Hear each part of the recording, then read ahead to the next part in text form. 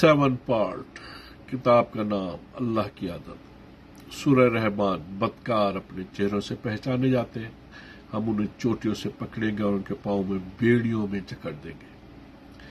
जिस तरह बदकारी चेहरे को जलील और स्याह कर देती है, इसी तरह नेकोकारी से चश्मो जबी में खास चमक, ताजगी और शादाबी से आ जाती है। और नेकों की अलामत यही है, ताबील व इताअत के आसार उनके चेहरों से अय्या है। आम मुफस्सिरीन की राय यह है कि चेहरे की स्याही सफेदी का ताल्लुक यौम क़यामत से है। मुझे मुफस्सिरीन से सिर्फ इतना इख्तिलाफ है कि ये सिलसिला इसी जिंदगी में शुरू हो जाता है और क़यामत में उसकी तकमील होती है। हमारा ये मुशाहिदा है कि और कोई शख्स इस हकीकत से इनकार नहीं कर सकता कि आलिम व फलसफी का चेहरा जाहिल से जुदा होता है। एक मुदब्बिर और अहमक के खदोखाल में बड़ा फर्क होता है। इसी तरह नेक और फासिक, मस्खरे और मतीन, जालिम और रहमदिल, शराबी और नमाजी, खूनी और गैर खूनी, चोर और पासबां की वज़ाकत अलग अलग होती है। एक मुफस्सिर को ख्याल आया कि वो नेकी की तस्वीर तैयार करे, चुनांचे शहरों और देहातों में बरसों घूमता रहा। आखिर एक रोज उसे एक नहायत हसीन बच्चा नजर आया जिसका रंग गोरा था, आंखें मोटी और हयादार, जिस्म रंगवाला और मुलायम, पेशानी रोशन और फराग, दस्त पार नरम और नाजुक। वो फर्त मुसर्रत से चिल्ला उठा कि मिल गई, नेकी की तस्वीर मिल गई। चुनांचे उसने बच्चे की तस्वीर अपने स्टूडियो में लटका दी और नीचे लिख दिया, नेकी की तस्वीर।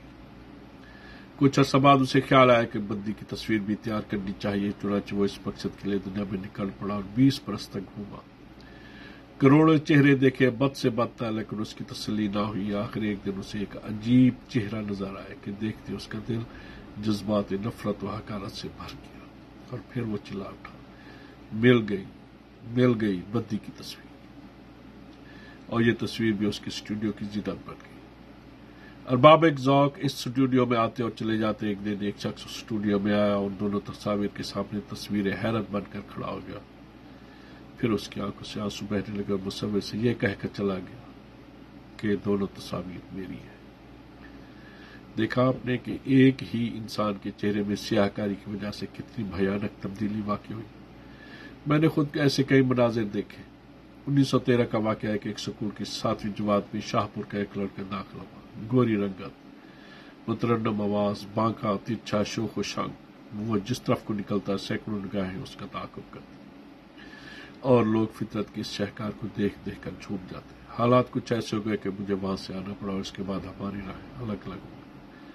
हम एक दूसरे से मुस्तकिलन जुदा हो गए। पूरे 41 बरस बाद, यानी आज से 1 बरस पहले, किसी ने मेरे दरवाजे पर दस्तक दी। मैं बाहर आया तो एक अजनबी चेहरे पर नजर पड़ी।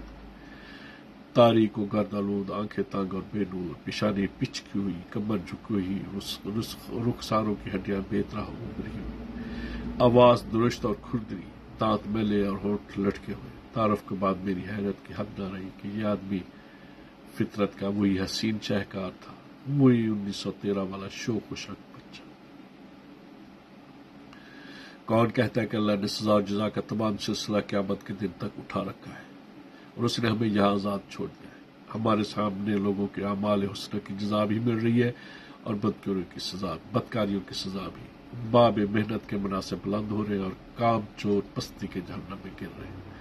नेकोकार अमन सुकून की नेमत से बहरावर है और बदकार कर्ब व बला में मुब्तला।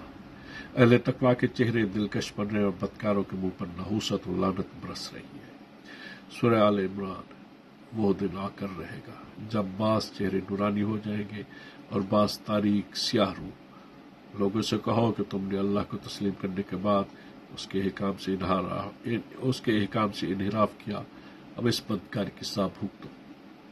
बाकी रहे मुनव्वरुल वजूद लोग, तो ये हजरात अल्लाह की रहमत में दाइमन रहेंगे।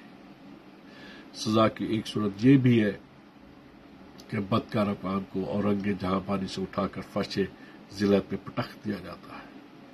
सूरह तहरीम। ऐसी कितनी ही कौमें गुजर चुकी हैं जिन्होंने खुदा और अंबिया की हिदायत को पस पुश डाल दिया।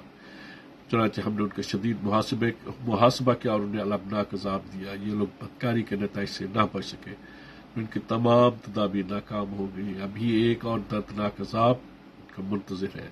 दानिशमंदो, अल्लाह से डरो।